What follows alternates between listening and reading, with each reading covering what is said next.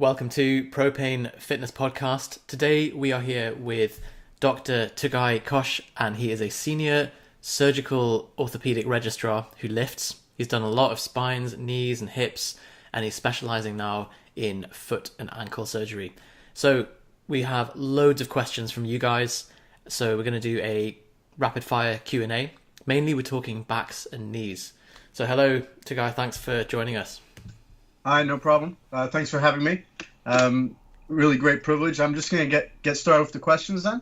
Cool. Just before we start, could we get a quick background on you and what's brought you up to this point? You did a great job of introducing me, but I'm 35 years old. I'm originally from Turkey, but I trained medicine at Guy's Kings and St. Thomas's in London, and now I work in the Wessex region, which is sort of Hampshire and the surrounding area.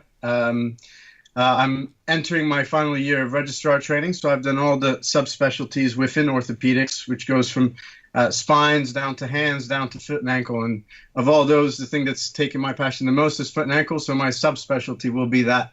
But I've been trained in the generality of orthopedics and passed my consultant exams back in February. Yes. I have, hardest exams I have ever done. I've been strength training more seriously for the last 3 years or so, mainly the squat, bench, and deadlift.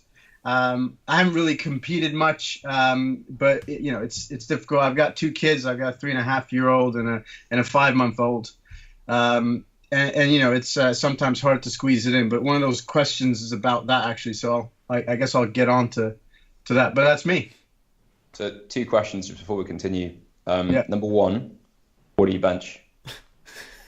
Best gym, 120, which is pretty poverty. That's kilos, right?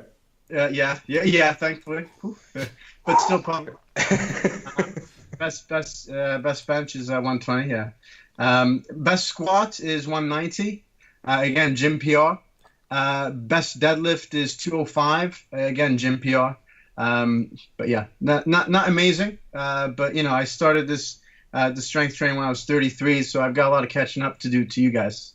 I think enough for people to be like, yep, he definitely lifts. Like I can listen to him on this stuff within the context of lifting weights. Second thing, for people who aren't, the distinct minority of us who aren't medical students or doctors, could you maybe talk about what is orthopedic mean? Like what is the application of that for someone who's listening?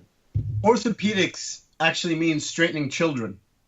Which is what it originally came from. But it sort of expanded to be the treatment of muscle, joint, and bone disorders. So the majority of our day-to-day practice can be split into 2. One half is trauma, so people who come in with fractures, broken bones, torn tendons, torn ligaments, things of that nature. Also with spinal disorders as well, and infections of the limbs or joints. And then the other half of our job is the more elective side. So joint replacements or treatments that you can do to tendons, bones, and ligaments in the operative setting, as well as spinal surgery. So it's sort of 2-faceted. In the elective field, we tend to subspecialize into body parts in this country. So we don't really have a sports medicine surgery like they do in the United States, where there are certain orthopedic surgeons who really specialize in that subgroup of patients. That's our day-to-day work. Okay. Did you say the definition is straightening children? Yeah, orthopedic, so right. Straightening children. Right, okay. Yeah, essentially it started because there were kids with rickets, kids with hips that were dislocatable and things like that, and that's how the term evolves, and it's sort of grown from that as it's become more complicated, more complex, and required specialization. I'll try to define as many of the medical terms as I use as possible. Don't worry, I'll prompt you on that. Yeah, if you give me a gentle reminder in case I forget, I'd appreciate it. Yeah, of course. I think it's easy when you're so specialized in something to just mention, like Yusef does this all the time, like you just mention something, you're like, whoa, hold on. Like you need to use normal language to explain this.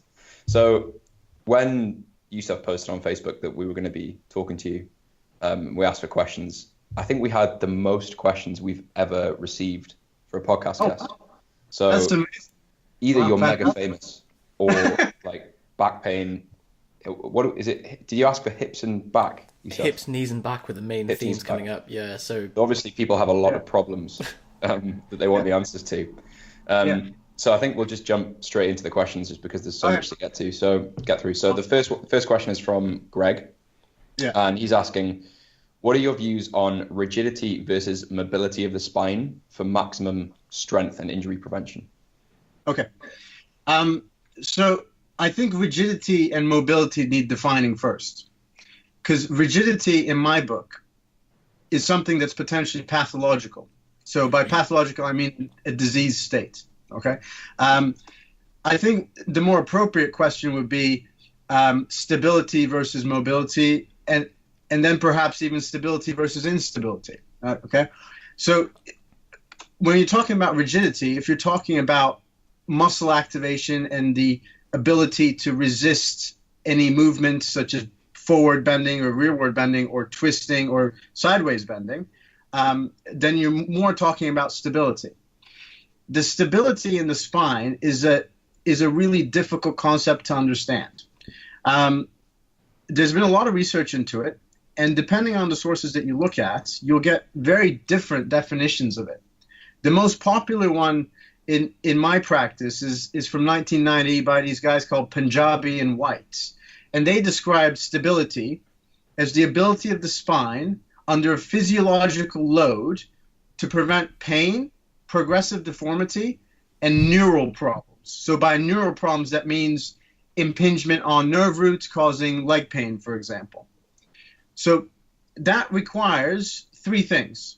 There's the active factors, there's the passive factors, and then there's, again, the neural factors. So the passive factors are things like the bones, the ligaments, the joints, okay?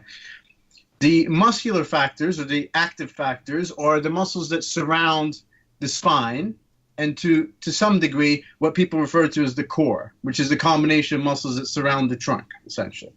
And now we're specifically talking about the lumbar region, because stability in the thoracic spine, so the upper bit, is contributed to by the rib cage and the sternum. So those are the things that sort of contribute in a passive and active way. And then the neural factors are the up from the brain down to those muscles controlling things.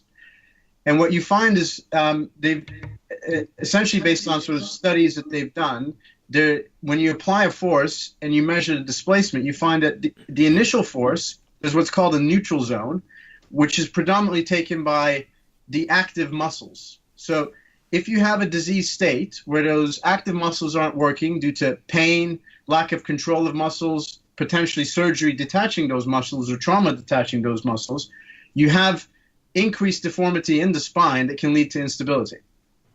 So I know that's getting complicated, but essentially the point is that the more you involve the active components, which is the muscles around the spine and the core, the less deformity there will be in the beginning, and your tolerance to resist load is higher.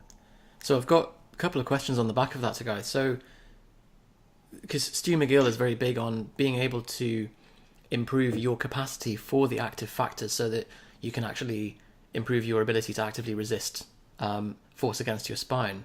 First of all, do you think that's possible is that a trainable aspect? I think so. And I think it depends on your ability to have good proprioception. So proprioception is the joint position sense. There's a lot of people who I've seen in clinic who are just not aware of what position their bodies are in. And I think a predominant way to sort of prevent injury is to be aware of the positions you get yourself in. And Stuart McGill isn't someone that's quoted a lot in medical literature or surgical literature, but I've sort of read into him because of personal interest. And a lot of stuff that he says makes a lot of sense. You know, finding out the factors that cause you pain. Do you have a flexion intolerant spine or an extension intolerant spine? So flexion is when you bend forward, extension is when you bend backward. And there's trying to understand the positions where you get your pain and avoiding them and controlling them. It makes perfect sense. Because I'm reading his book at the minute, and it's an absolute rabbit hole. Like I thought it would be, easy reading, but it is the most like in-depth complex book I've seen. It's got pages of tables of biomechanics and electromyography tests and all this stuff, and it's just like, bloody hell, I did not expect this. One thing that he does say, I think, sorry, go ahead. Yeah, go on. Ultimately, I think all of this boils down to knowing what your body's doing, not putting yourself into dangerous positions. And if you are going to be in a dangerous position, like picking up an odd object, to be braced and ready for it. Because I don't know about you guys, but I've never hurt. I do get back pain as well. I never get it because of injury during weightlifting. I get it because I was doing something silly outside the weight room. Yusef, you've injured your back, haven't you? I have. And how did you do it? One was during gymnastics, and then multiple recurrences when lifting. So okay, right. Yeah. You're probably the exception. And I've seen a lot of people in our clinic with back pain. I haven't met a single person yet who, well, you don't meet a lot of people who lift who get chronic back pain. And I haven't met a single person who lifts who's gotten their back pain during lifting and had it chronically enough to come and see an orthopedic surgeon. So that's the big caveat here. A lot of people who get back pain will see their GP, and then they'll see a physiotherapist or an allied professional, and they'll never get to see a surgeon. Now, you might think that's a bad thing, but that's the best thing in the world for you as a person who suffers with back pain, because it means that no one's going to stick a knife in your back. All right. And, I've done spinal surgery, and I know what we do to people's backs, and I wouldn't want anyone going near my back if I had the choice. So surgery should be an absolute last resort. We take the muscles off, we detach them off, we peel them away, we have to see everything, we cut away bits of bone, bits of ligament, all sorts of stuff. Nothing that destabilizes the spine. But despite all that stuff and despite all the studies that have been done, we can't really get rid of people's back pain very well. We can get rid of leg pain quite well, but back pain is harder. So it's interesting to hear you say that, because I think the typical perception of surgeons is that you're scalpel happy and just want to operate on anyone, and you're giving a very, very different picture to that. Yeah. Well, so just on the passive side of things as well. So you mentioned about the neural elements, passive and active. Again, Stu McGill mentioned that we're creating the perfect storm of back injury by lifting and then doing something that is mobilizing as well. So doing yoga and powerlifting concurrently is simultaneously laying down collagen in the spine and creating stiffness, but equally delaminating it by repeated flexion and extension. Have you got any thoughts on that? So that brings on Greg Stewart's second part of the question, Jefferson curls versus McGill Big Three. So Jefferson curl, if I remember it correctly, is where you stand on elevation, have a barbell in your hand, and purposefully flex and extend your spine. I mean, that's just a bad idea, I think, because you are, especially if you're going to be lifting, you want stability. So why would you do something that goes the other way? The logic that I see is if you end up in a rounded posture, it gives you the strength to straighten. I get that. But you can still work on that strength by teaching it correctly. I could see one way in that it could be preventative. So if you have, and I wouldn't use a barbell for it, is get them into flexion and say, this is the point you don't want. And then maybe put a rod on their back and get them to be straight against it and say, this is a position you do want. But I do hear a lot of proponents of people saying, when you're deadlifting, if you're a round back deadlifter and you're willing to accept that risk, then go ahead and do it. I'm really against that, because if you accept that, it takes a very small margin of error for you to go into too much flexion and herniate the disc potentially. Whereas if you concentrate on keeping a stable lumbar spine, particularly for lumbar disc herniation, I think that's a much more healthier way to train. So I think, just playing devil's advocate on the Jefferson curls, the thinking behind it, whether it's faulty or not, I think, as you said, is kind of developing proprioception of being able to articulate the spine as much as you can from sort of vertebra by vertebra, and learning to do that. But I think, doing it loaded is probably a bad idea, and I think people often push it too far with that. I think they do recommend you start with a broomstick and do that for like a year or 2 years before you even go on to say 5 or 10 kilos. Do you think doing that to gain sort of a more proprioceptive awareness of the spine, or at least I found it helpful symptomatically with my own back pain, but I think it was more to do with the lumbar spine is locked up, and I think when people injure their backs, it's common to just, if you've got flexion intolerant pain, so you don't want to bend forward, then you lock it in extension and you're afraid of moving it, and having some gentle movement to actually regain that and overcome the threat perception with something like a Jefferson curl or a cat camel, which is one of the McGill Big Three, is kind of used in that context. Do you think, what are your thoughts in that regard? So that brings us on, I think, to a different concept which applies to other things besides the back, and that's the sort of psychosocial influences on pain and pain perception. So if you have a fear of certain positions, and this goes the same with people with knee pain, people with hip pain, people with SI joint pain and things like that. If you're afraid of going into a certain position, then that position is going to hurt you. So you need to find a way to get into those positions in a controlled manner, under minimal load at first, to gain confidence. It's just like the way that, every time before we squat, we put an empty barbell on our back and do the movement. We get familiarity with the movement again every single time we do it. And it requires very regular practice to do it. And it's the same thing with the back. And I don't think, you've said Jefferson curls, but you could put in there, it's X equals whatever. So Jefferson curls give me a better proprioception. Fine. Okay. Or a broomstick on my back gives me better proprioception. Or this gives me better. Pick what it is. Don't waste your time doing 50 million things that give you the same one thing. I mean, I don't know about you guys, but I do not have all the time in the world to train. So pick one or two things, and if you have to do them, do them. If you don't have to do them, you got better things to do in life. So if the Jefferson curl is a thing for you that teaches you how to keep your back straight, fine. For me, it would probably be more something like doing static braces against the bar. So that's what I do. When I do deadlifts, I keep 2 bumper plates on the bar, and my warm-up is getting into that wedge position underneath the bar with a flat back. And I video myself doing that. And I check it out after I've done a few warm-up sets. And if I'm happy with that, I go. And that's it. That's all I do.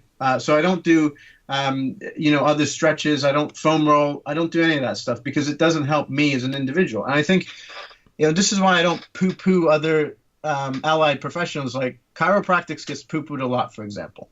I never do that. If a patient comes into my office and they said, I went to the chiropractor, he's a miracle worker, it worked for me, great. I don't mention the stuff that I've seen going wrong, and I say, if it works for you, that's great. Keep doing what you're doing. Because for that individual, it's worked. And it's not going to disrupt that psychosocial influences on pain, because pain is very complicated. There's the anatomical factors, like, I don't know, if you've got facet arthritis, if you've got a disc prolapse, if you've got patellar arthritis, all sorts of stuff. If you've got that, that's anatomical. Then you've got the muscular factors, which are particularly important in the lower back and the knee. So quadriceps weakness and things like that are quite important in controlling knee pain. And there's a direct correlation between quads cross-sectional area and knee pain. So quads are the big thigh muscles at the front, and the patella is the kneecap. And the pain that you get from your patella or kneecap is directly related to cross-section of your quads. So if you get stronger muscles, you'll have less knee pain. And I tell that to all the patients who come in with knee arthritis. And they all have teeny tiny quads. They might have big legs because they're chubby, but most of them have quite small quads and weak quads. They can barely get out of a chair without the help of their hands. So by strengthening your muscles around your lower back, your knee, it's all going to help. So I think I'm going to throw out this. I'm going to play the guy that brings it back to earth. I think because I know these are huge topics, and I think like it's easy to say issue, and then before we know it, we're talking about something else. Yeah. And I think what you're saying, like to give Greg something really actionable that he can use in his training and think about going forward. It sounds like what you're saying to guys that we have, like, the main issue that we should fight for when we're training is stability of the spine. Not necessarily rigidity might be a bad thing. We don't necessarily want a mobile spine while we're lifting. So bracing and keeping a stable position throughout lifting and fighting for that is kind of primary priority. Yeah, absolutely. Fair to say. So does that apply over to strength and injury prevention? Like, we're going to get a better result, weight on the bar. Okay. Yeah. And so then when we're talking about, like, the use of a Jefferson curl, for example, so I imagine unless someone's already, like, quite well versed in, like, back pain, back problems, Stu McGill's work, they might not know why you would even consider using a Jefferson curl, or what a Jefferson curl might be. Like, would that be part of a mobility program to improve your flexibility, mobility? Is it pain management? Someone who is, I'm trying to think from the perspective of someone who's they're just going in the gym 3-4 times a week. They're doing squat, bench, deadlift. And you know what? My back hurts a little bit. And I'm starting to think, like, actually my back rounds a bit when I'm squatting. Is that a bad thing? And should I be doing something outside of lifting, like some corrective or preventative exercise? Or should I just be focusing on what I do while I'm actually lifting to try and prevent a problem or improve pain? Yeah, I'm getting at? Absolutely. And, that's an area of controversy. My personal opinion is that you should concentrate on doing your lifts technically correct, as opposed to number one. As opposed to giving yourself pain and then finding other ways which take up more of your time and may not be the best time spent to do to correct it. Why don't you just correct your lifts as they are, and check your ego, and don't increase the weight until it's safe to do so. So I think if you're going to spend time on anything, spend time on learning about correct technique, learning about the anatomy, learning how things are supposed to move, and spend your time I think that's better time spent, personally. I've had the advantage. Yeah. Sorry, go on. I've had the advantage of having anatomy as part of my training, and I get to do it on a regular basis. And one thing I do know is that despite our little differences, we're all fundamentally the same. From a surgical perspective, everyone's a little bit different, but this is, these are quite minor differences. I rely on the fact that I can rely on anatomy to find my way around to do what I need to do when I'm operating on people. And if we were all so vastly different, I wouldn't be able to do my job properly. So we are all fundamentally the same. That's an interesting way of looking at it. There are small differences, but and sometimes they might throw us off during an operation, but it's all fundamentally the same. And if you have a map that doesn't, it's like the Earth, it doesn't change that much over the years. Neither does anatomy. I know that Yusef's journey into, like, learning about the back, as well as obviously having back pain and back problems. I remember, like, for I don't know how many years it was an issue, Yusef, but when you were deadlifting, getting rounding in your back while deadlifting. And from what you were saying, Togay, that if that's something, like, that's a risk that you're taking, like, that's not a correct position to be in. And I think especially in the powerlifting community, that's very hotly debated. Like, if you look at a lot of the top deadlifters, they have a rounded back when they're deadlifting. Yeah, so if someone, many coaches as well, isn't it? Upper back rounding exactly. The deadlift. Yeah. So if someone's in the position where they're currently lifting, maybe, like, I don't think many people have that issue in a squat, but let's say they're getting some kind of back rounding while deadlifting. They're at a point where their strength is progressing. It's maybe slowing a little bit. Is it better in that position to keep pushing on, or is it better to say, you know what, like, I'm running the risk of injuring myself. My spinal stability isn't where it needs to be. I'll move back, taper the load a little bit, and relearn bracing and stability before pushing on. Is that a better tactic for that person? I think it would be, yeah. Okay. Yusef, you mentioned something else about thoracic versus lumbar rounding. So those are completely different beasts, though, because the thoracic spine is prone to less flexion exactly because of the rib cage and the sternum. And people who round their upper back will usually either do it there or in the thoracolumbar junction. So I think, allowing yourself some thoracic bend, it's very difficult to actually flex your thoracic spine to a significant degree, and certainly enough to to herniate a disc. That's why thoracic disc herniations are quite rare. They're also very sinister. There's not a lot of space available for the cord.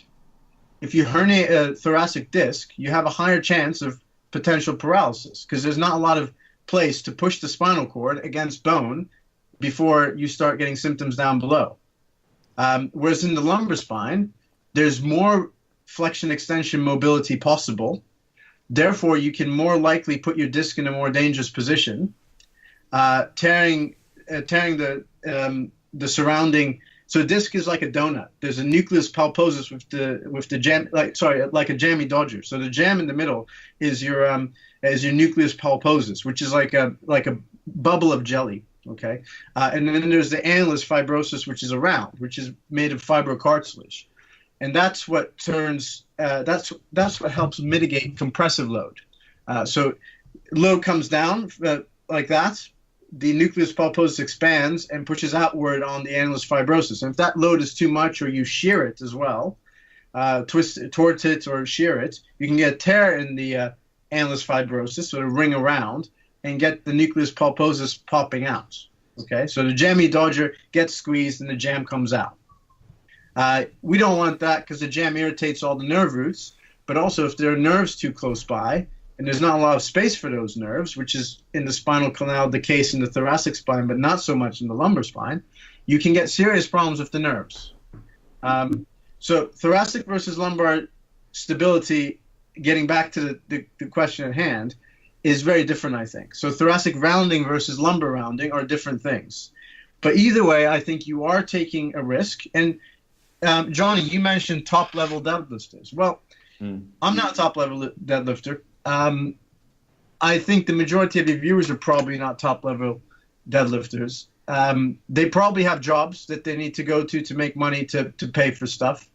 Whereas those top-level deadlifters are making money because they are lifting those big weights and people are coming to them to get stronger, perhaps. Or they're getting money directly for it. So they take a risk, and it pays for them. I don't see how herniating a disc for me is gonna make me any better at my job, make me more money, or put food on the table so that I can feed my kids. It's a very good way of looking at it. Great argument. Yeah. So Yusef, is your jammy dodger has some jam? My jammy dodger's got a bit of jam leaking out, and you know what, Togay, it was actually a friend of mine who is a plastic surgeon that used the same argument, and he said, look, if you want to be practicing, even if you become a GP or something, like, you still need to be able to walk around and stuff. So he was like, don't take the piss with your back. Like, don't keep trying to re-injure it because it's just gonna, he's like, yes, lifting is one thing, but you also have to just live a life for however long you've got remaining in this body, and so don't ruin it. And when you put it like that, it makes you think, actually, I can do without conventional style deadlifting for a while. So just to get back to the questions as well. So Jefferson Curls versus McGill Big Three. Just for anyone that's listening, the McGill Big Three are cat camels, curl ups, and bird dogs, I think. Right. There's another one that he kind of subs in and out, but would you say those are a good idea, basically, to do in terms of developing stability and stiffness in the spine? Yeah. So I would probably, given the choice of verses, I would probably say the McGill Big Three. I think I am personally a bigger proponent of anti-rotation movements, planks, side planks, Pallof presses, all that kind of stuff. I do some planks and things like that, and some ab wheel rollouts occasionally. But if something's going to drop out of my training, it's that, because squatting against the belt activates your core very well, and as long as I'm doing that, I get stronger. And keeping to technique, keeping a flat back in deadlifting, I think all those things are very good at improving the stability of your spine. Cool. And that's what always do. Something that's always bothered me with like recommendations like bird dog and like exercises like that compared to deadlifting or squatting, like the relative loads that you're dealing with, like the relative demands on the structures is so different. Like, how can doing an unloaded bodyweight exercise, that yes, it's cueing different things and maybe bringing a better awareness of certain patterns, but getting, as you were saying, like bracing against a belt and focusing on contracting in that position, like surely that's providing more training for like the stability of your spine than anything else. But yeah, I know obviously Stu McGill knows a lot more about this than I do, so I'm sure he's got his reasons. To be honest, he knows more about that bit than I do as well. And I'm happy to admit that. Just because I operate on people doesn't mean, I know something that he does incredibly well, better than him. We do need to know our place, and that brings me on to the last part of Greg's question. Half an hour and we're doing just one question, but the psoas stretch. Again, stretching is something that there's a lot of controversy in the literature about how long an effect it has on you and things like that. But again, it's not my remit of expertise. I do have an opinion on it, but it's not something that I deal with on a day-to-day basis. There's also a bit of a leading question in the sense that he's asking, what is the best psoas stretch? And the assumption there is that stretching your psoas is a good thing to do. Now, I'm not saying it's not, but we spoke to Greg Lehman a few months ago, and he had a very different opinion on it. He's like, does the psoas even exist? So it wasn't quite that bad, but he's very much about saying, does it have a kind of any kind of replicable or transferable effect on the rest of your movement by stretching out a muscle, and saying that by sitting down in an office for 8 hours a day, it's not long enough to physically shorten a muscle, and that for something to be anatomically shortened, you've got to have been like growing up in a box or something for years at a time. So I think his recommendations were like the only people who I have had to do a psoas release on, okay, are people who've had severe hip arthritis, cerebral palsy, or children with similar disorders to cerebral palsy who have a neuromuscular problem that leads to the muscle shortening. So stretching your psoas for 30 seconds, once every whatever. The only thing I could say is that if it's going to help you, for example, before you squat, to stretch your psoas to, in a way, deactivate it so that you don't have a hip flexor fighting against your hip extension, fine, I get that. And if it works for you, great. I tried that and it worked for me a bit, so if I have time for it, I might just sort of do a little couch stretch or something like that to help. And I guess that answers his question. In my opinion, the best psoas stretch is the cal stretch, but that's because it's a stretch not only for the psoas, but also the rectus femoris, the great hip flexor that everyone seems to forget about. It's a nasty muscle to stretch as well.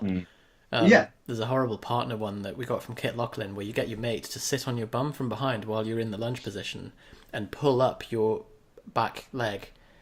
And no, you've never felt such a...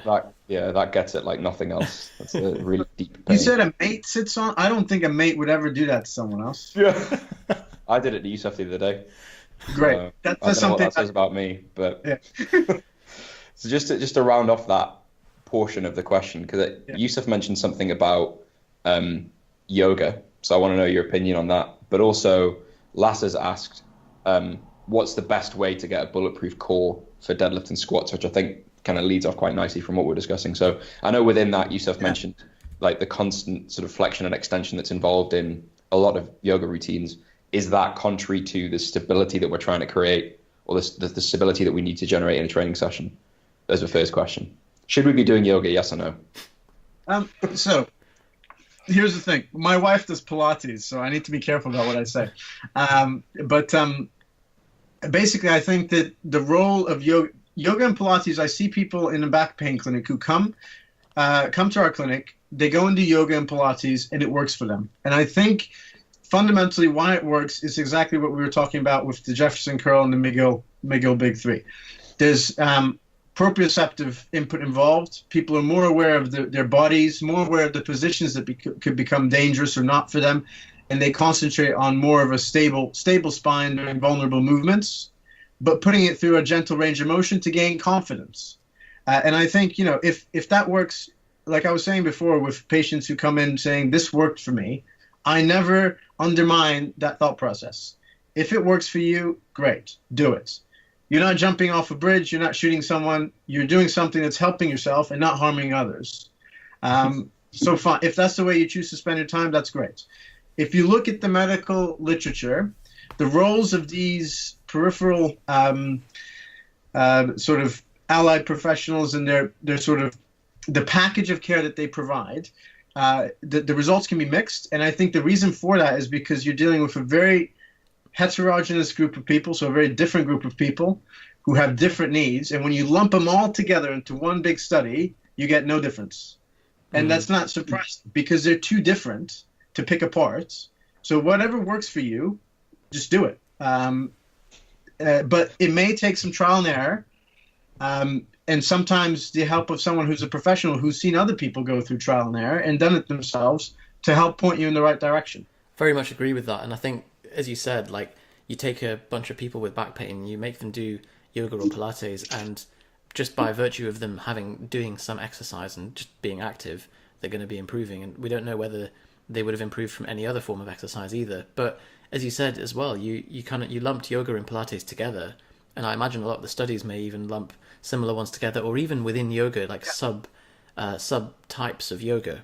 And there are some forms of yoga that, well, like the Pilates, for example, is very stability focused and very much about developing sort of pelvis awareness of where your pelvis is rotated, whereas yoga is, or vinyasa yoga, for example, be very focused on like repeated flexion extension of the spine, going from downward dog to upward dog, whereas there are other forms that might be holding a position that engages the glutes more. So even within yoga or within Pilates, they're probably like, I can see the yoga teachers getting furious because it's like saying sport, and like sport is such a wide umbrella.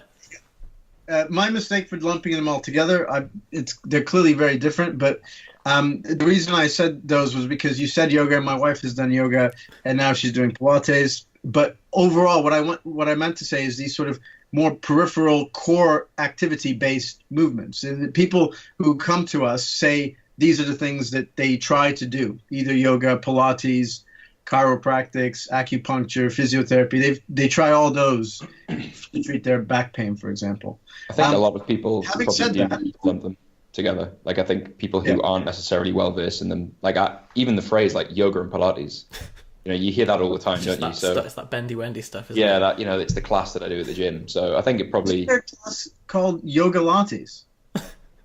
I've even heard of that. That might be. I mean, it really wouldn't surprise me. There's also piloxing, which I find hilarious. Piloxing? I don't even know what that means. So it's Pilates and boxing, which that's like saying golf and fishing. Like I don't know how you can. Do you like get in a Pilates pose and then? Yeah, I don't know. Like, it's a weird combination. Bizarre. Wow. Bizarre. So, okay, so we shouldn't necessarily be doing yoga or Pilates or any kind of drill that is, well, we need to be experimenting on ourselves, see what works, see what gets results, do what we think works for us. If we're looking at improving our core or stability as a lifter, someone who's focused on, I want to squat more weight, I want to deadlift more weight, I think my core is a limiting factor within that equation. Is there anything outside of squat, bench, and deadlift, or main exercises, barbell lifts, that you would recommend someone does? I suppose you mentioned Pallof press as well. Yeah, I mean, I think if I was going to do anything, it'd be anti-rotation movements. Okay. So if you can do ab wheel rollout safely, most people don't seem to be able to be honest. But what would an unsafe ab rollout look like? Where you sort of where you get any movement. So the whole point is the anti-rotation or the anti-flexion extension. So if you're getting any flexion, extension, or rotation, you are defeating the purpose of the movement. So it becomes unsafe. So it's like it says on the tin. Yeah. So if you're dipping into extension while doing an ab rollout just to get extra range, like you might as well just hit your face off the gym floor, or like do something else that's at least going to create a result. Yeah, I mean, I don't know why you would do that. Your technically correct movements are the way forward, I think. Okay. And yeah, absolutely. I think go on. Doing an ab rollout. So I've tried. I think when I became aware of that, and you're like, oh my god, I'm doing that wrong. I've been doing it wrong for years.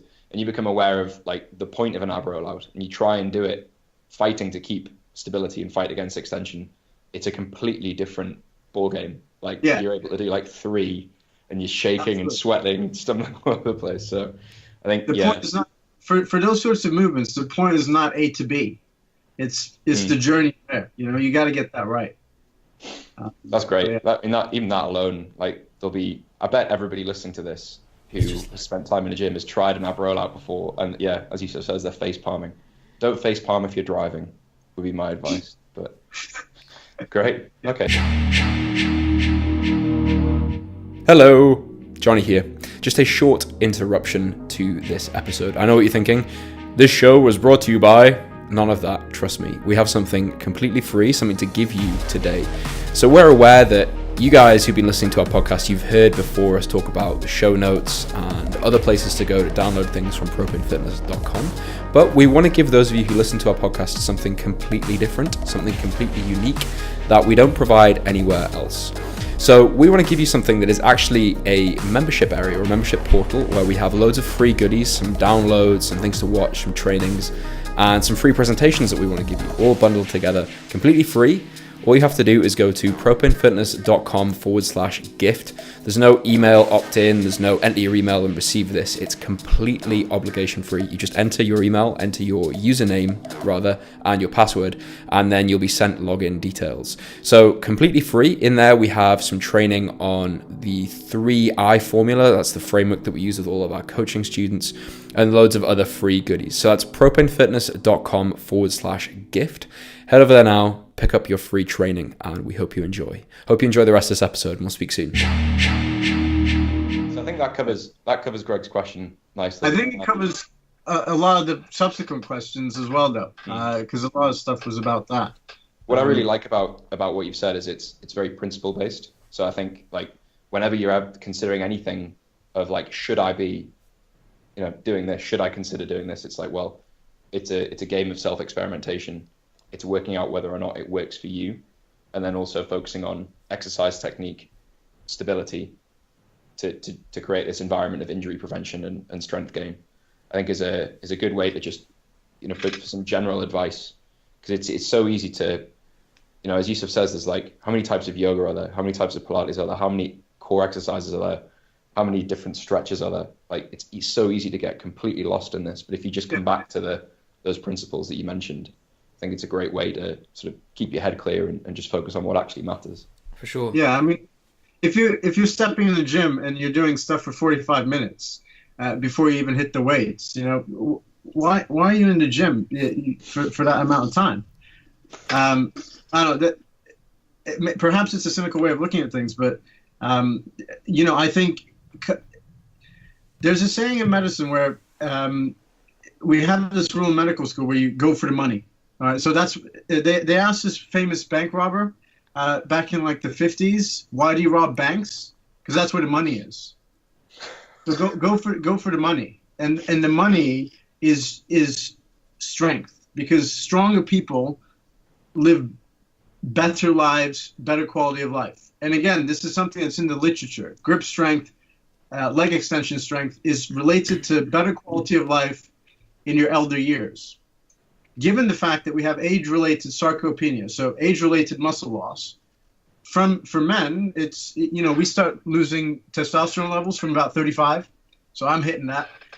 So from now on, it's going to be a downward trend of trying to retain my strength and maybe get better technically at movements. Given that that's the fact, you want to get strong so you have a better quality of life, because people who are stronger live better quality of life. And if that's your end goal, you need to get to that end goal in the most efficient way possible, in my opinion.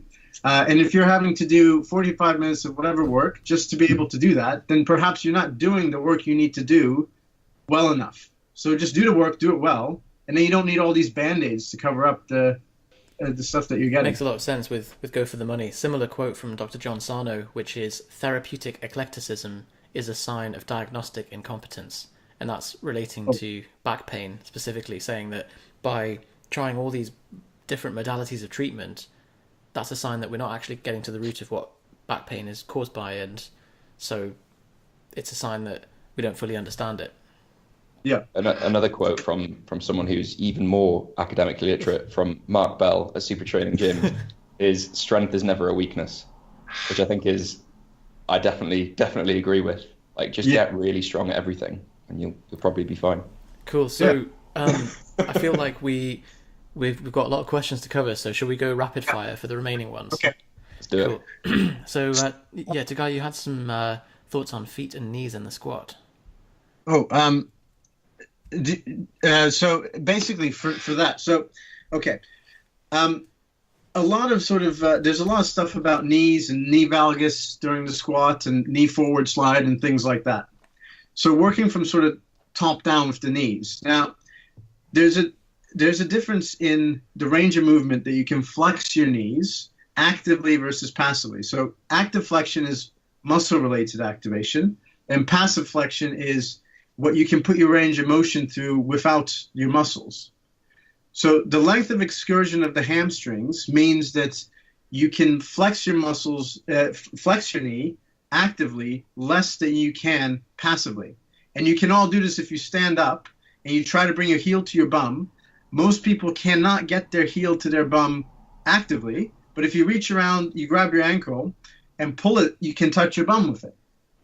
Now, if you reciprocate this movement to the bottom of the squats, if you have someone going actively down to the deepest portion of the squats and then coming back up, the back up will be with inactive hamstrings.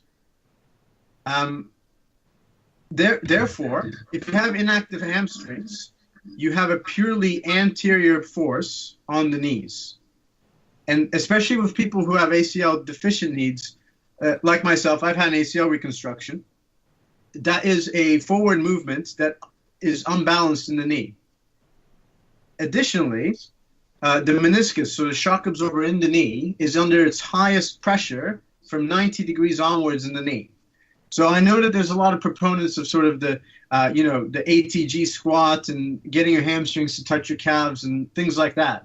But I think one thing that I've always been aware of in my training, and then especially if I have a patient who comes in with meniscal pain, so meniscal degeneration, meniscal tears, who gets pain as a result, and also with patellofemoral pain, where patellofemoral joint is the joint between the kneecap and the femurs or the thigh bone, okay? And the force in that joint is highest in deepest deflection. So I advise all the patients that I see with meniscal tears or patellofemoral pain to squat to just past parallel, but no longer. Because the minute you take the hamstrings out of the movement, you get it's not ACL neutral anymore. There's an unopposed force on the patella. Exactly. There's an unopposed force on the knee, and patellofemoral forces are higher, and the force on the menisci are higher. So in my training, I tend to try and get to parallel and past parallel, and that's it. I'm not saying that people should quarter squat, half squat, but you don't necessarily need to touch your butt on the floor. How do you feel about, so I have one client in particular that I think is probably listening to this. His name's Dan, and he, no matter what he does, cannot get into a squat stance or a squat position whereby the range of motion will naturally cease at just below parallel. So his full range of motion will take him, as close to ass to grass as I think anybody could possibly define. So how do you feel about... Looks like he almost goes beyond, actually. His hips seem to it's weird, like his hips almost like dislocate and come back around again. He's like a transformer. But he would have to artificially limit his range of motion at just below 90 degrees, where you're saying the forces on the knee are greatest. How do you feel about someone actively stopping range of motion and reversing the squat at that point just to prevent what you're saying? So one thing that I did say is that people with patellofemoral pain and meniscal injuries. Okay. So if you have those two things, then my advice would be to limit your depth. And I have an ACL reconstructed knee. I used to get patellofemoral pain until I started squatting like that. And all the patients that I've seen who do squats, who get pain in their knees, don't do them properly. However, if you're a person who has no problem with their knees, and that's the way you squat, well, I can't argue that and say you're going to injure yourself, because that may not be true. But if you have had an injury, and I know what it is, and you want to train around that injury, that's the way that I would modify it. And I think there's a question about patellofemoral pain, and someone mentioned sort of rehabilitation after a patellar fracture, where that would apply as well once the fracture is healed. That's what I would do. I would minimize force on the patellofemoral joint by reaching depth so that the hamstrings are active but not going past their zone of activity. So perhaps switching from a more knee-dominant squat to a more hip-dominant squat may be the cue to use. So maybe like a low bar, breaking at the hips first and keeping the knees out and in place so that you use your adductors and your hamstrings to bounce out of bottom. In that case, maybe what he needs to do. Makes sense. So that answers Jay and Callum's questions on persistent anterior knee pain and patellar fracture. So Jay asks, how do I keep my SI joint healthy? I think a lot of the SI joint stuff is very related to the lower back pain stuff that we talked about. The SI joint is intrinsically an immobile joint. So if the ligaments around it are working well, and you haven't had a major trauma to injure them, and by major trauma, the people I see injuring the ligaments around their SI joints are people who have been in motor vehicle accidents. But other than that, the other subgroup that gets SI joint problems are those with inflammatory arthropathies. So inflammatory arthropathies are joint diseases due to inflammation within the body from one reason or another. The typical one that we deal with is ankylosing spondylitis, which is where the body has, for one reason or another, attacks its own joints, specifically the ones in the axial skeleton. So that means the central one, the spine and the sacroiliac joints. So I think in terms of keeping them healthy, I think you want to encourage a environment of stability within them, and doing all the stuff that you do for your core will transfer very well to SI joint health. Cool, that makes sense. Brilliant. Okay. Jay's also asked, how do you personally fit your training around your surgical schedule? Yeah, I wake up at 5 a.m. I go straight downstairs to my kitchen, have some instant oats and some protein. I go and get ready. Have a pre-workout with caffeine, like 200 milligrams, and I go into my garage where I have a power rack and weights, and I hit the weights for an hour to an hour and a half before I take a shower and go to work. Wow. It's done. It's out of the way, and I have no excuses in the rest of the day to not do it. Okay. And I'll do that at least 3 times a week. Question off the back of that then. I'll try and keep this brief. I think early morning training is criticized a lot. Yeah. One of the reasons it's criticized is people talk about hydration of the back and things like that, higher injury risk, lower core temperature, higher pain or lower pain tolerance first thing in the morning, like lots of reasons why early morning training. I appreciate you're not doing it because it's theoretically optimal. You're doing it because it's time you can carve out your schedule to consistently train. Yeah. There's a lot of people that we coach that I know, I've done it myself, who train first thing in the morning. Is there anything that you should avoid training at that time, or is there anything you should be doing prior to training at that time to reduce injury risk or maximize the outcome of the session? So the things that I've done that have helped, and from the reading that I've done, is hydration, absolutely. So with those instant oats and the protein shake, I drink it in a lot of water. And I also have a 1 gallon container of water with me from when I wake up, and I just sip on that. I might not finish it during the workout because otherwise I'll be constantly going to the bathroom. But yeah, that's hydration is very important.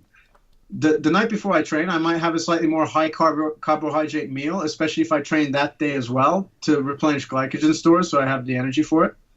The caffeine helps for just being more alert. And the other thing that I've done that's helped me is the first exercise I do is never a deadlift or a squat. So I start off with benches and so pushes and pulls, which allows my body temperature to warm up, my spine to wake up a little bit. And that way, when I get under a bar with or hold a heavy bar in the hand, it feels like less of a shock to the system. So that's how I've organized it. And again, people will argue and say, "Oh, it's not competition specific." Well, number one, I don't compete very often, and number two, it allows me. I'm doing a lot of stuff suboptimally by training in the morning, by choosing to bench and row or overhead press and pull ups, pull downs, whatever, before I squat and deadlift. But it's all for the sake of being consistent, which I think is the most important thing. For sure. I think it's a bit of a moot argument to say it's not competition specific. Like, everything we do in life isn't competition specific. So, yeah. Never leave the chair unless it's a squat, bench, or deadlift. Yeah, exactly. So, yeah. So we've got to get things in somehow. Jay is actually, I think he's either a med student or a junior doctor. And so he said, do you have any recommended specialities for gym bras? Oh, I see. That's what he meant by that. Okay, I was wondering what the question was. Yeah, so it depends on what you want to. I think if you're really into the sort of athletic component, you've got really two options, and that is either to become an orthopedic surgeon or to become a sports medicine specialist if you live in this country. So sports medicine is via the GP route. And does not involve any surgery.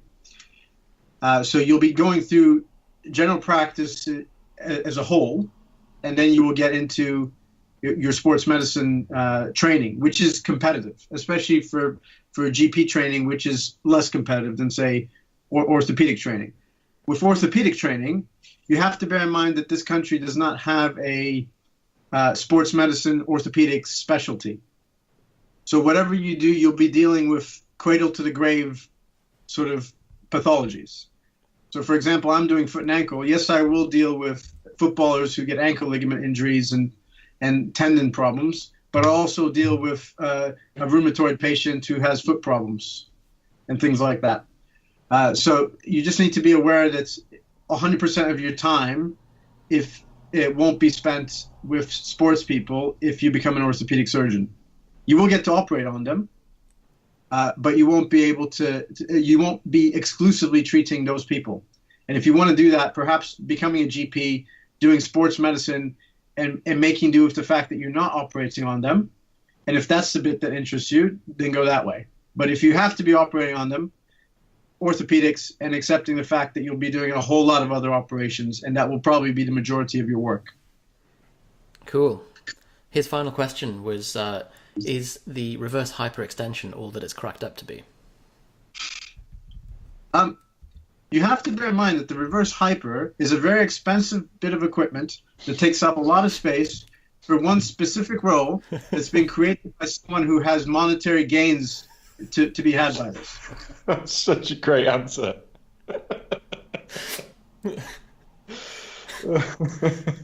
So enough said, really.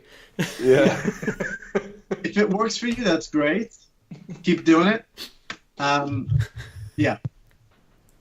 I don't have experience with it because I've never been to a gym that has it. I've tried it before. The way that it feels is like you're trying your best to look like a flailing seal. Like you make the sounds as well.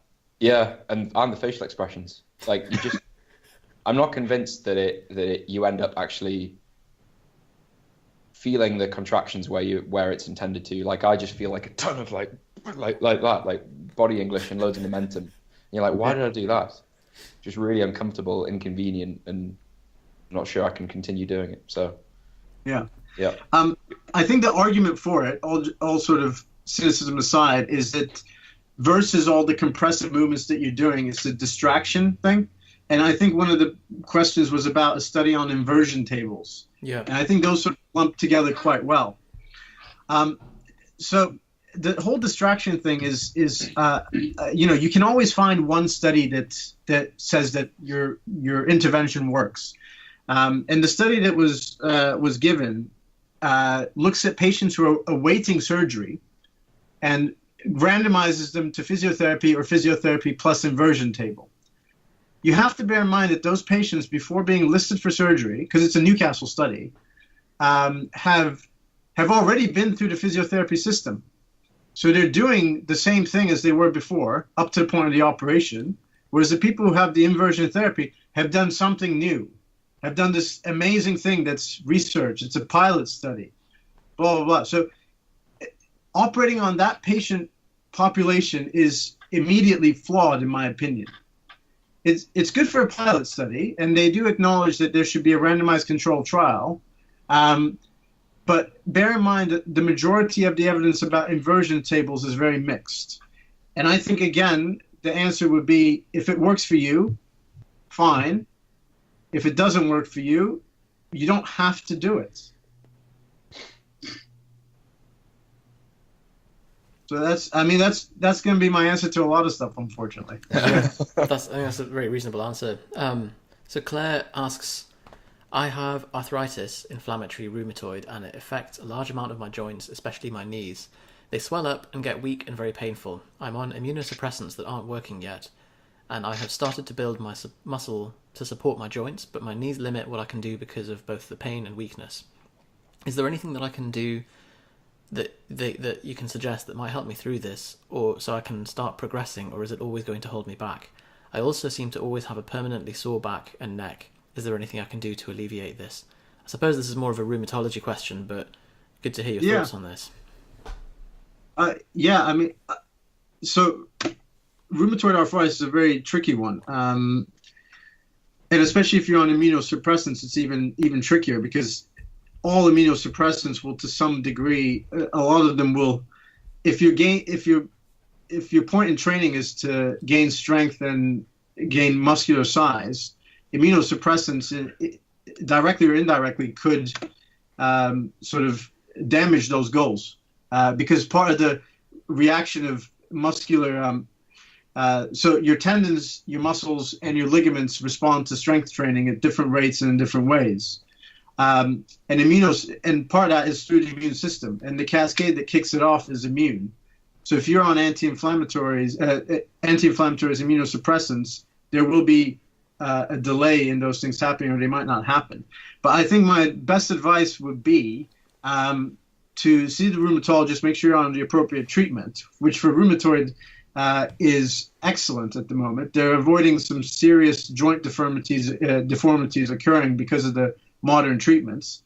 It would involve mitigating pain factors, so modifying the main lifts in a manner to support them. So rheumatoid patients tend to have a lot of problems with their hands, their shoulders, and their elbows. So if I had a patient like that who insisted on squatting, for example, I would tell them to I would see which joints are predominantly painful, and I would try and mitigate those. So if they have hand problems or shoulder problems are quite common, maybe a safety squat bar, maybe holding the weight in a different pattern, and then figuring out a way where you can progress their strength that way would be my answer. So it really depends on what movements are painful. In terms of whole body pain, which is something that can happen in inflammatory arthritis, the main treatment is going to be the medical side of things. Because once you have more than one joint involved, an orthopedic surgeon is not the best person to deal with them. If that's a good answer. So one question from CH Og is very specific to his problem. So I think, without full detail, it wouldn't really make sense. There was another one from, I think you might have just deleted it, Jonny. From Stefan. Yeah, similar thing, saying should surgery be something that we consider sooner or later? And as you said earlier, you wouldn't want someone putting a knife in your back until it's really the last resort. And so, yes. The other thing that brings up is you're presuming that surgery alters the natural history of progression of the disease, which is not necessarily the case. If you look at long-term studies of people who have back pain, who have had surgery versus no surgery, the long-term, like decade-plus functional and pain scores tend to be very similar and potentially not significantly different.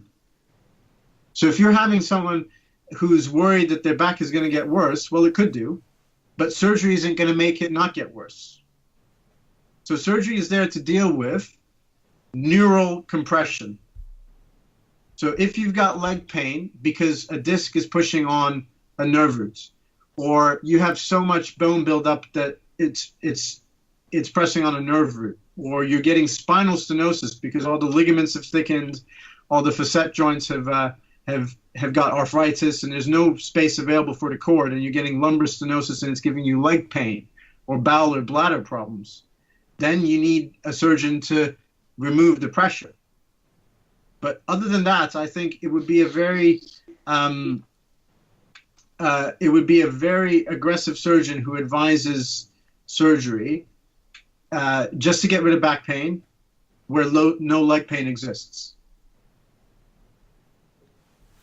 So I think back to what you were saying at the beginning as well, is that this is not like, this is a last resort. I think your comment of like, you've seen what people do, what it happens to someone's back during surgery, and you want that as to never happen to you if at all possible. So Absolutely. Yeah. Okay.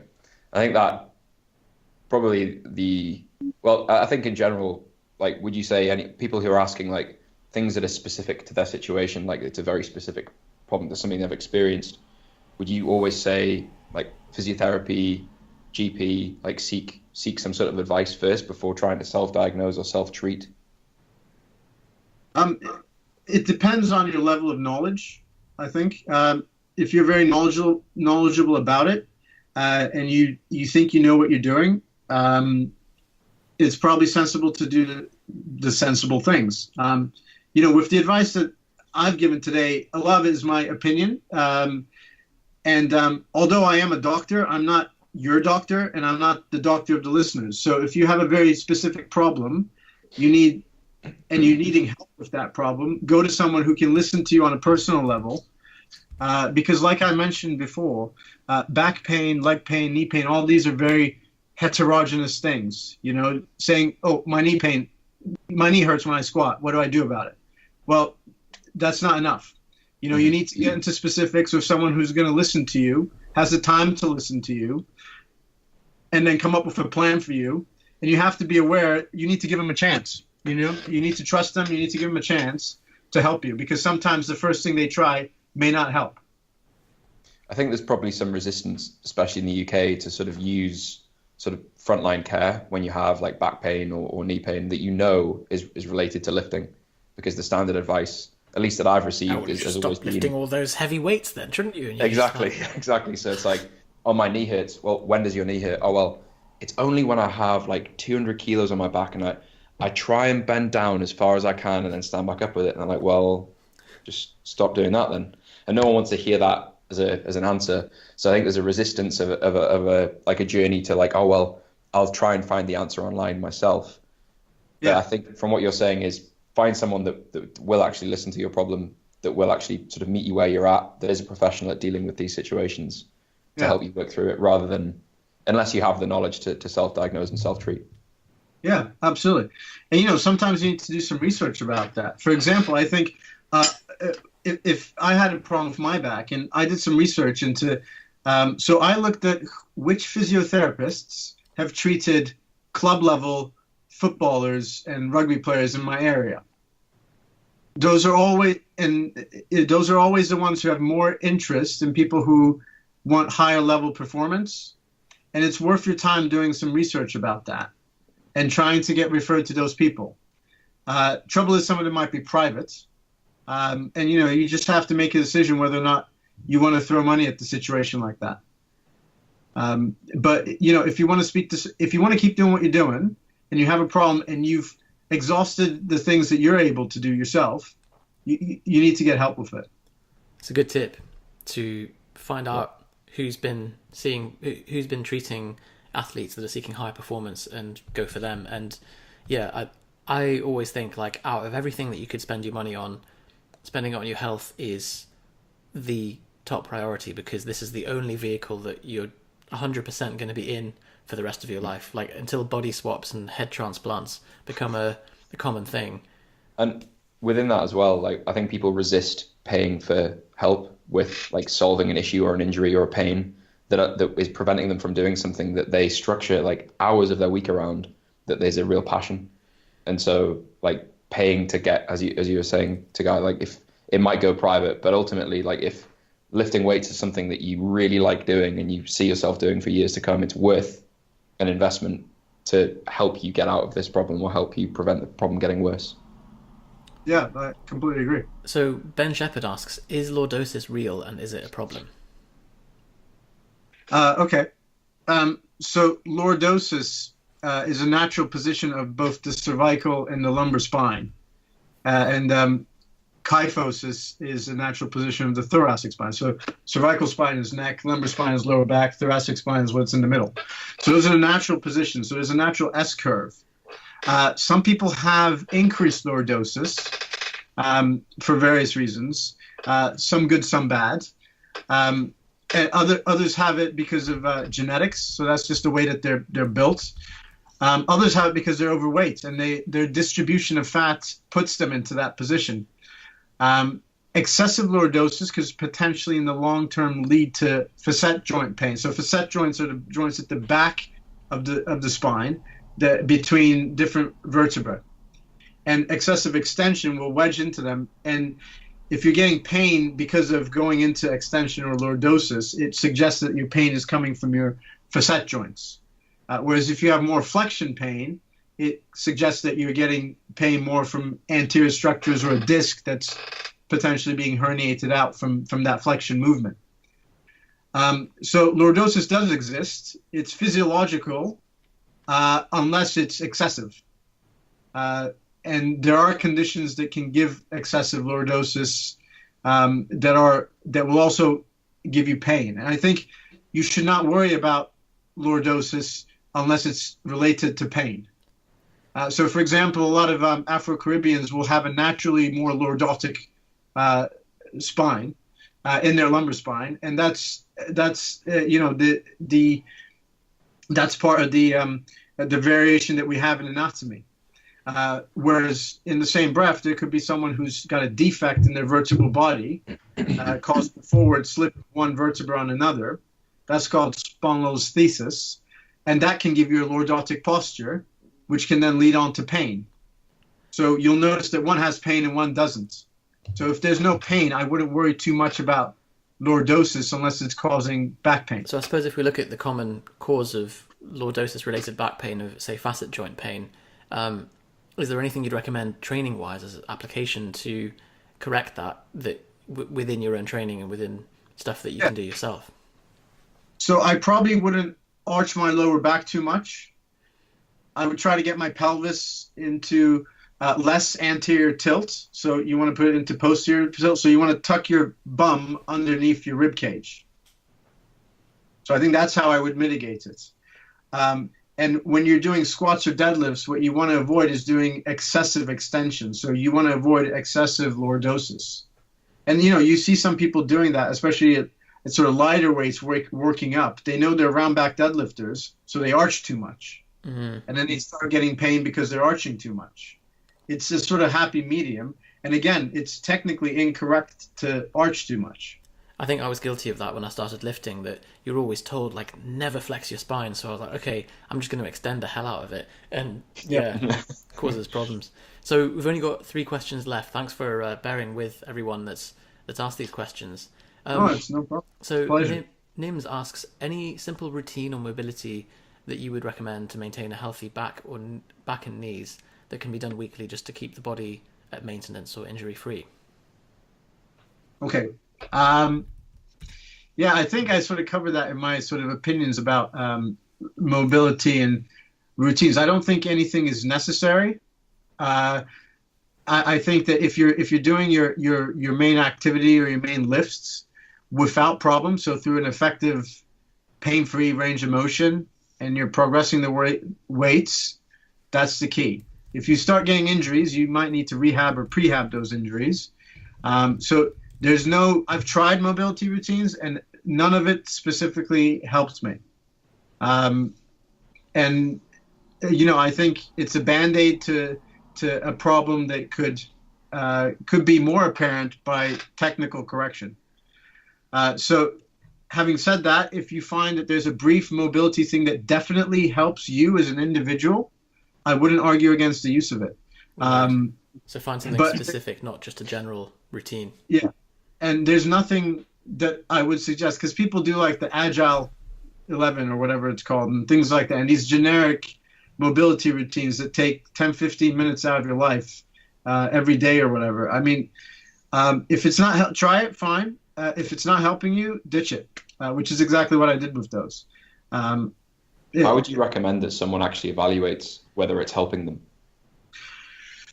I think, most people track their training in a log, don't they? But I say most people, but most people who are serious about their training and not just exercising. I think if you're tracking that and you have a problem that you want to address, you should track that as well. So perhaps, let's say you get knee pain and you decide to do, ankle stretches because you think you're getting knee pain because you got tight ankles. So you introduce the ankle stretches, perhaps on their own. If you introduce 5 things at once and it works, you don't know which of those things worked. So you do your ankle stretch, and every day afterwards you report on your knee pain. And if it's going from 10 out of 10 to 1 out of 10, it's worked for you. So keep it. If it's gone from 10 out of 10 to 10 out of 10, it hasn't worked for you, and get rid of it. That's and it's approach. The shades. That's as scientific as I can be about it, but it's pragmatic. So that's from a rehabilitation perspective. So I have pain or I have an issue. I'm trying to improve that. From a prehab perspective, is it just a case of exercise technique, stability, focusing on, as you say, go for the money, for the stuff that matters? Yeah, go for the money. I mean, if you can do the movement unloaded correctly, I think that you should be able to do the movement loaded correctly. And if you're doing it loaded incorrectly, that means in the process of loading it, you are introducing a tightness or stiffness. Well, that can't be the case, because if anything, a load will help you stretch a muscle further. So it doesn't make sense to me that your ankles are very mobile when you don't have a load, but for some reason during a heavy squat, your ankles are now stiff. That doesn't make a whole lot of sense to me. So if you can do the unloaded movement correctly, you should progress the loaded movement similarly. So you mentioned that you ditched things like Limber 11, Agile 8, all the generic, I think what are normally prescribed as warm-ups. Yeah. Do you have something that you would suggest for warm-ups for an injury prevention? Is it just, I think the theme that I see is people talk about, start, get a sweat on before you touch a barbell, get warm, move around a bit. Yeah. Don't spend hours on a foam roller or you don't use that time to address an issue. Get warm prior to training. Is that in keeping with what you would say? So if my body temperature is good, so if it's a hot day in the garage, for example, I won't really raise my core temperature. But when I'm training in the winter, it's cold in my garage, so I tend to put the heater on, and I have a little stationary bike that I just use for 3 to 5 minutes to feel warm. So I think that satisfies the feeling warm, but you can do that in any way you want. If you want to, do a simple barbell complex or whatever, that's fine as well. I think there's some evidence about dynamic stretching, and that might help. So if I do spend my time doing anything, it might be that. But I think getting underneath the barbell and practicing the unloaded movement with an empty bar and then progressing it, that's all the warm up that I tend to do. So I won't do any foam rolling. I won't do any stretching. I won't do activation per se. I've tried things like doing glute activation, this, that, to deal with knee cave.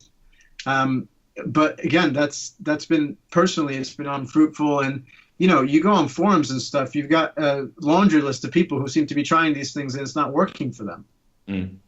So it's clearly not I think it's a clear thing that you need to try things and see if it works for you. And, there's a whole lot of information out there of people saying this is the way to correct your knee valgus, or this is the way to correct your butt wink. And but it's not the only way. I think we're huge fans of that approach in general. Don't just do something because you think it might be a fun thing to do. Because ultimately, even if there's no cost, like financially, like there's a time cost to spending 40 minutes activating your glutes just so you can do a squat session. If you're not getting anything out of it. Like, how do you know that it's working? As Paul Moore says, am I winning and how do I know? Yeah, that's I think the frame to approach any of this stuff with, really, when deciding whether or not to do like a 25-minute warm-up routine. Like, what can I actually measure whether this is helping me quantitatively or not? Which is something I've fallen for in the past, spending like 30 minutes doing like all this stuff in the gym before I train, and I'm not really sure why. It's just because someone's recommended that I do it. So. Yeah, I mean, I've been through that too. I went and did some stuff that I thought was useful, and then I looked at my clock and I'm like, I got to take a shower in 30 minutes to work. I've had to trim the fat a lot, and that process has taken a few years, but I think I've got it to something that works for me. But that, I guess, is the message here. You try to stuff, and it can take some time, but find what's going to work for you. And be meticulous in your documentation so that you can look back through it.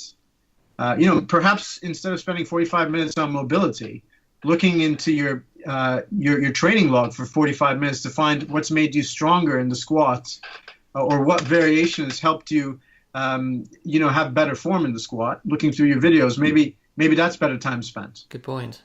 I don't know. Or even just logging your training during that time. Keeping document, as you say, like have something you can look back on so that you can actually draw conclusions from what you're doing rather than just flapping around and hoping for the best. Yeah, and then if you go to someone for help, like if someone comes to you guys, if someone comes to you with a ton of information, it allows you guys to help them better as well. Exactly. So finally, just got two more questions. One of them is from Ollie Tizard, who says, following a disc injury, what should you focus on changing the most? Should you reduce the load and try and progress those old movements, or should you change the biomechanics, such as going sumo instead of conventional to reduce the spinal shear? Oh, right, spinal shear. Okay. So that's a slightly controversial subject because some people argue that spinal shear, if you have muscular activation, isn't really something that will be as big a problem. I think there's two ways you can look at it. You could do sumo in the pretext that it reduces spinal shear, but then you have to think about what pathologies are prone to problems because of spinal shear. If you've got disc injury, that's more likely a flexion injury. So you've put, instead of shear, you've flexed your spine. So that's more of a bending moment as opposed to a shear force. So a shear force is sideways and bending is bending.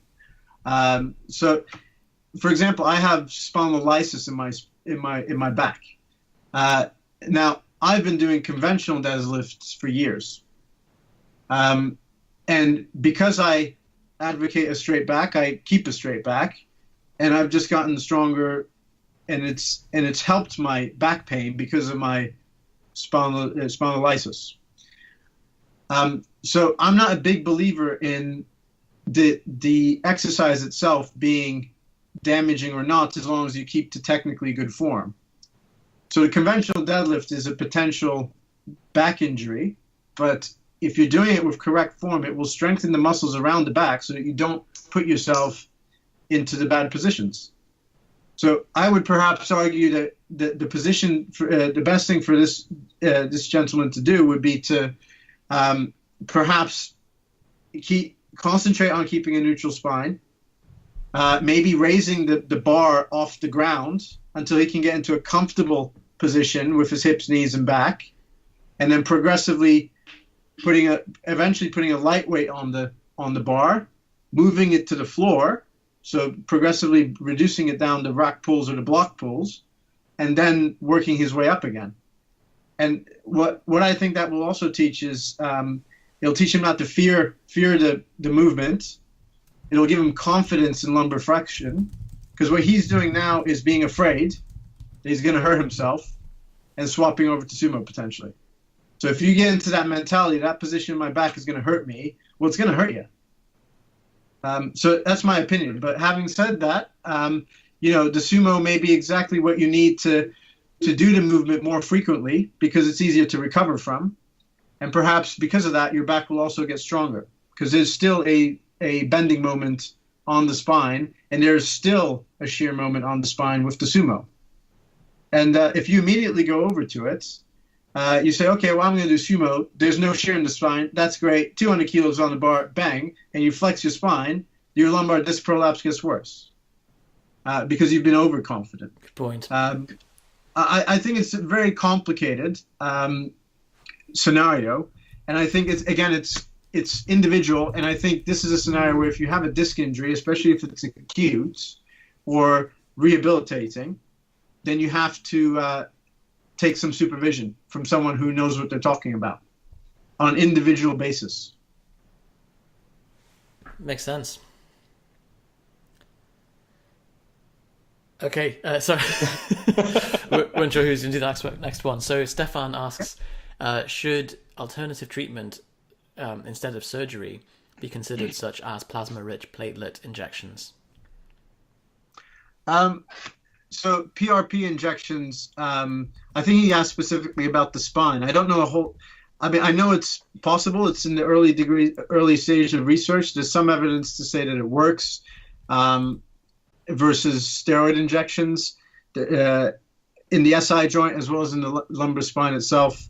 But there's more evidence about PRP in things like tennis elbow, Achilles tendonitis, patellar tendonitis.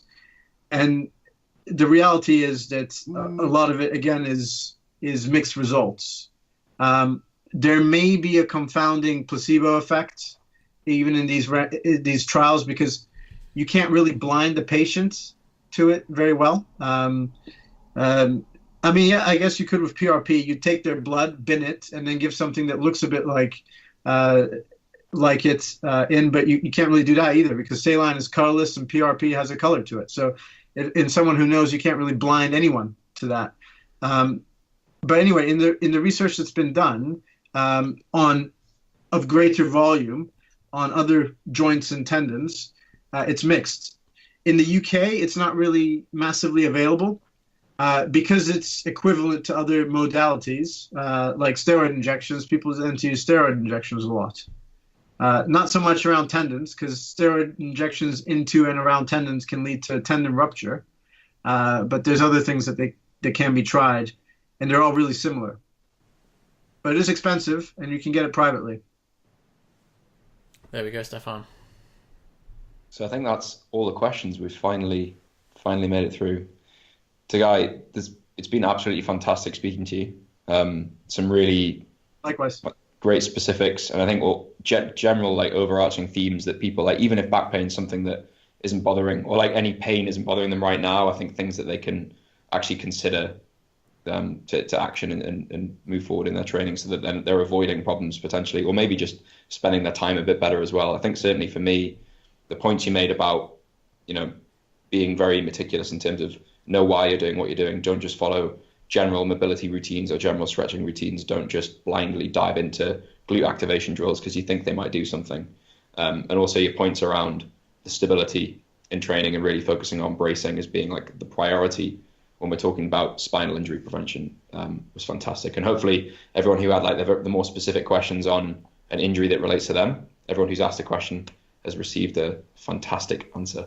So I'm going to guess, Togay, do you have any sort of online presence or anywhere that we could find more about you? And if not, is there anything that you'd advise as like a resource for people to find out more? I mean, I don't really have personal resources. I do post some lifts occasionally on my Instagram thing, which is Orthopod Power. So ORTHOPOD power. But that's pretty infrequent. Occasionally I'll post like a little abstract of a study or something like that. But that's really few and far between. If anyone has any specific questions, you can send me a message there, and I'll try and reply when I can. In terms of resources, I think given how important so McGill's a good source, but very dense and complicated. In regards to technique, there's not a lot of great books that I've found about technique and delving into the anatomy very well. I think Greg Knuckles' articles on Stronger by Science are quite good for the 3 main lifts. I think he goes into the anatomy, and he's got a series of lectures with Omar Isuf, which is quite good, where it teaches you about stuff and things that you can do. Those aren't bad. And I got to say, I know it gets poo-pooed a lot, but the Starting Strength book has some suggestions that are very dogmatic and didactic, but are based on very solid anatomical truths. And, whatever people might think about Mark Ripito, you can't argue if he's right about anatomy, because anatomy is something that we can't argue about. It's just true. Or there's no gray area. It's right in front of you for everyone to observe. But not everyone likes Mark Ripito, his approach to other people, and I get that. But nonetheless, it's an approach that's based on very solid anatomical and physiological principles. Brilliant. Okay. Well, we'll stick links to all of those things in the show notes to this podcast. I think we'll put a link to your Instagram as well, so prepare for this flood of people that are going to come in with questions and followers and everything. So watch out. All right. Well, Togay, I don't great to mind. speak to you. I'm here to help. Okay. Well, as long as everyone's doesn't take the piss with that, I think that's the most important thing. All right, Togay, it'll be simple. it's been great chatting, and that's everything. Likewise. Thanks for having me on here. Thank you. Take care, guys.